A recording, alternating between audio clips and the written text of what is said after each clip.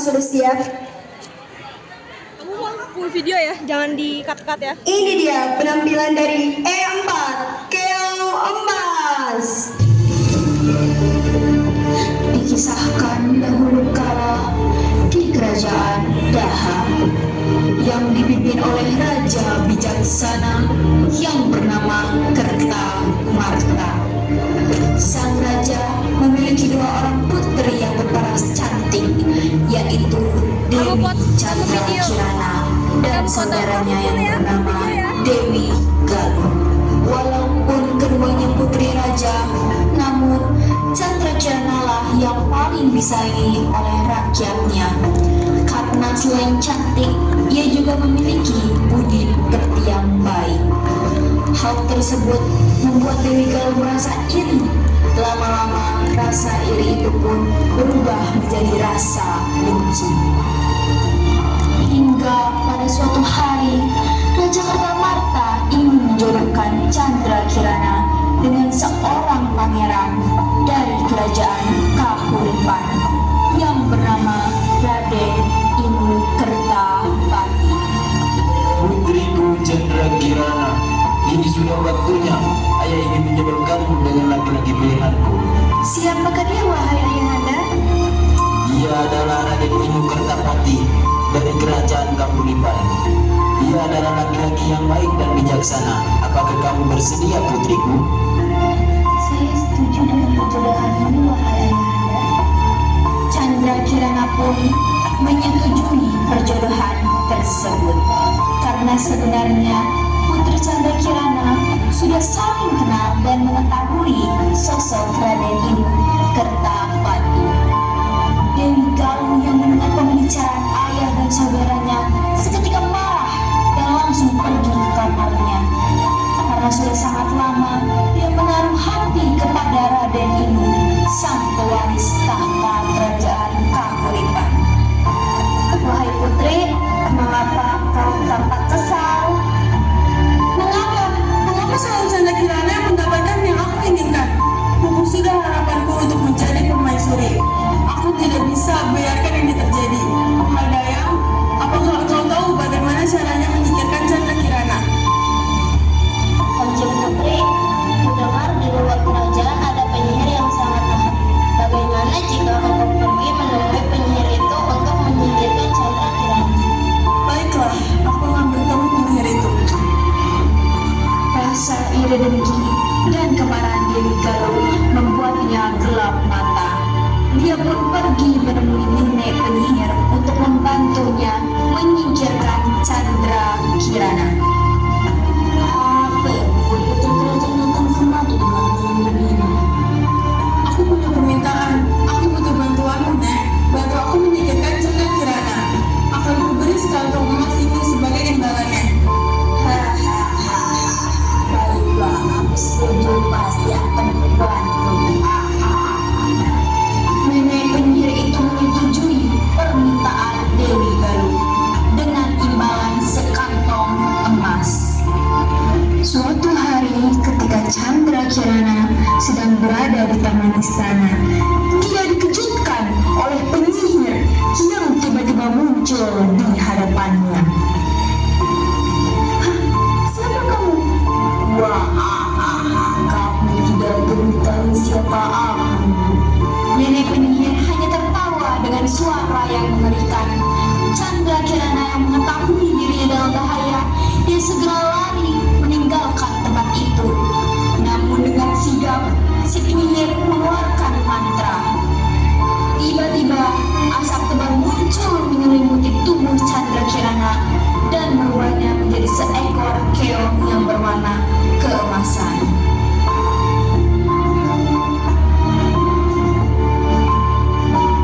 Melihat rencananya berhasil, Dewi Galuh muncul dari balik pohon dan tertawa puas, seolah semua rasa benci yang dia pendam telah terlampiaskan.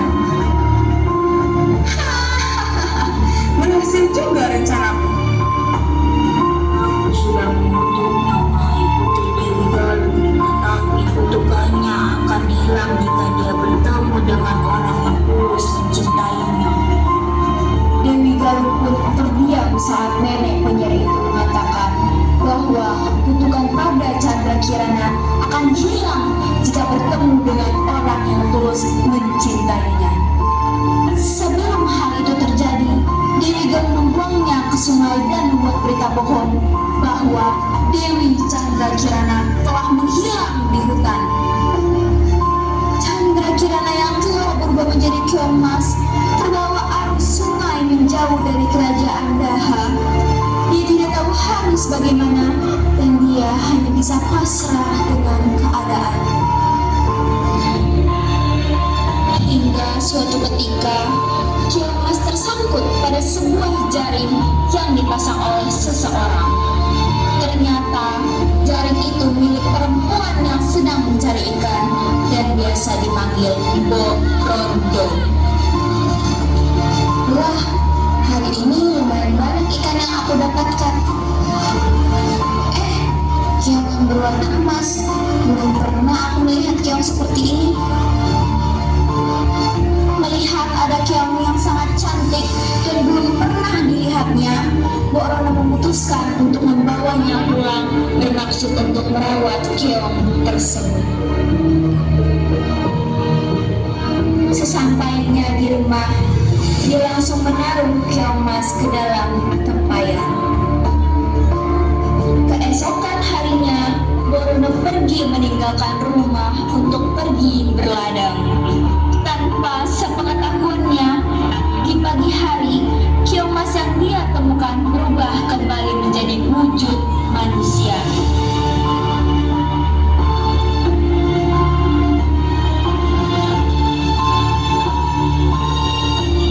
Sepertinya hari ini sudah cukup aku merawat semua tanaman.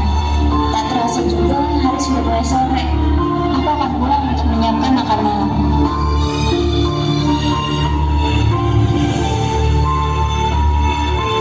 Sesampainya di rumah, betapa terkejutnya karena di atas meja telah terhampar berbagai macam makanan.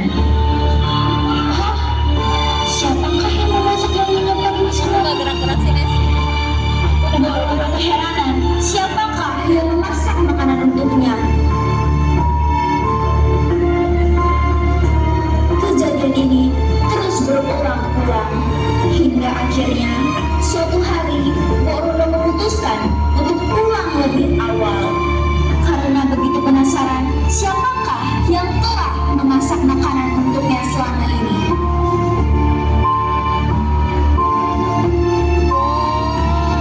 Dia mengendap-endap memasuki dapur dan terdengar seseorang sedang memasak.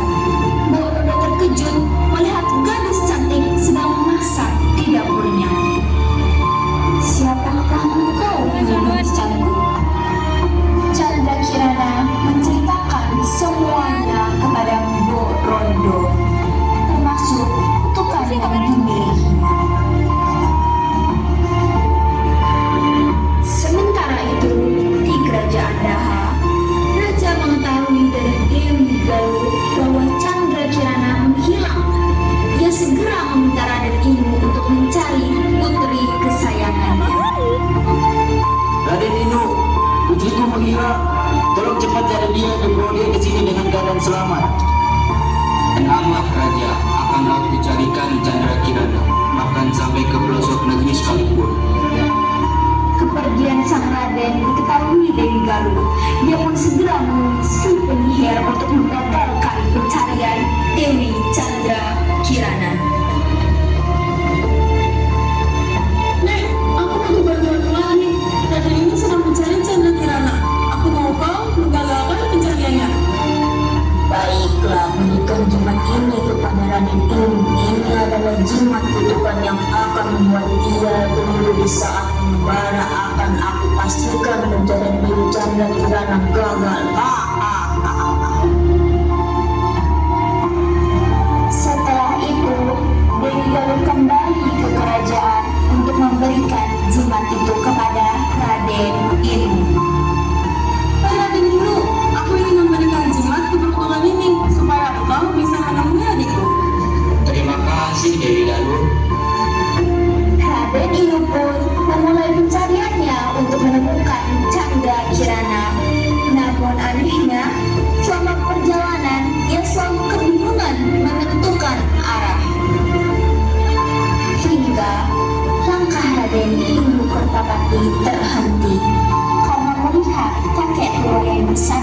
bawah pohon.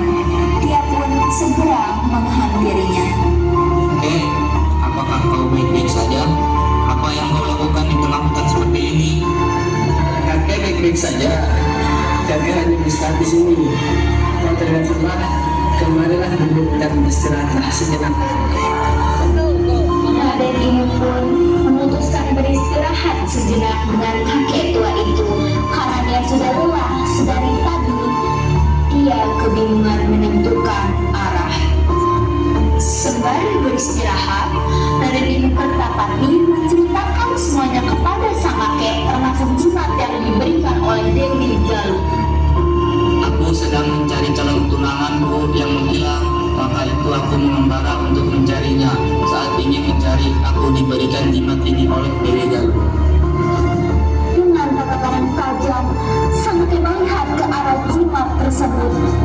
Tanpa diduga, sang kakek melemparkan jimat itu ke tanah, lalu jimat itu berubah menjadi wujud penyihir. Kamu sudah boleh sebut aku. Allah la ilaha illa huwal hayyul qayyum la ta'khudhuhu sinatun wa la nawm. Seketika penyihir itu kepanasan, lalu ia mulai terbakar dan lenyap. Ternyata sang kakek adalah orang yang sakti. Apa yang terjadi? Mengapa jimat itu berubah wujud? Jimat itu adalah jelmaan penyihir dan memiliki niat jahat kepadamu agar kamu tidak dapat menemukan calon tunanganmu. Astaga, kalau begitu aku terselamatkan olehmu, Kek. Lalu bagaimana agar tujuan membaraku tercapai? Jika ini tujuan segera tercapai, kamu harus berdiri menuju ke desa Datapan dengan mengikuti arah sungai ini. Baiklah, terima kasih, Kek. Raden Inu Kertapati pun melanjutkan perjalanannya. Sesampainya di desa yang dimaksud, Raden Inu Kertapati berhenti di sebuah pondok untuk beristirahat sekaligus meminta bekal air minum karena bekal yang dibawanya telah habis. Maaf, apakah saya boleh meminta air? Dewi Jana Kirana? Pangeran Raden Inu ketika hendak meminta air kepada pemilik pondok, betapa terkejutnya sang Raden. Ternyata pondok itu adalah tempat tinggal Mbok Rondo dan Dewi Chandra Kirana.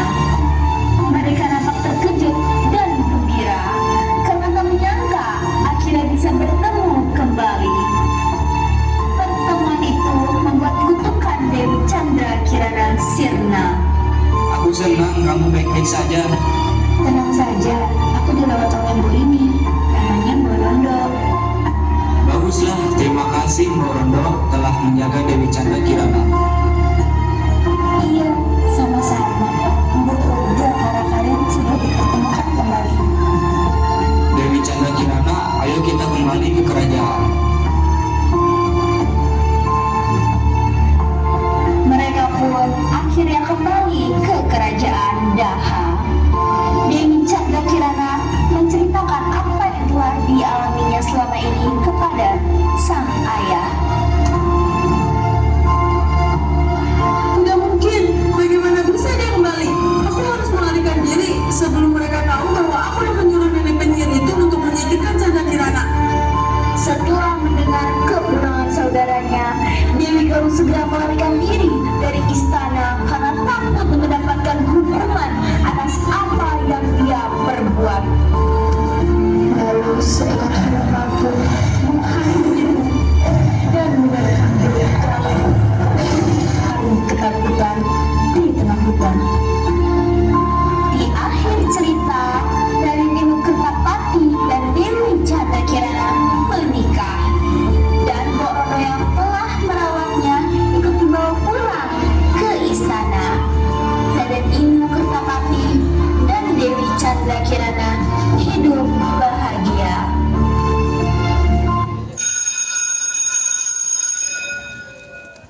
Bener aja.